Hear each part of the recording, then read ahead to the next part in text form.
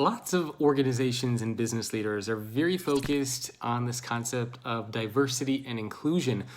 But these two things are not the same, even though they get talked about together all the time. So what's the difference between diversity and inclusion?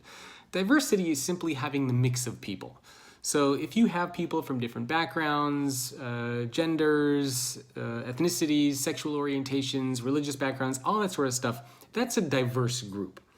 Inclusion is how you actually make that group feel like they belong. So there is a difference, and they're very much related. So again, diversity is just having the mix of people. Inclusion is what you do to actually make all of those people belong. It's sort of like making a cake or making some sort of a dish. You have the ingredients, but the ingredients are all separate. It's what the outcome is. It's what you do with those ingredients that actually matters. So same thing with diversity and inclusion. You have the ingredients, but what do you actually do with them? How do you make them feel like they belong and to create that amazing dish? Hope you found that helpful.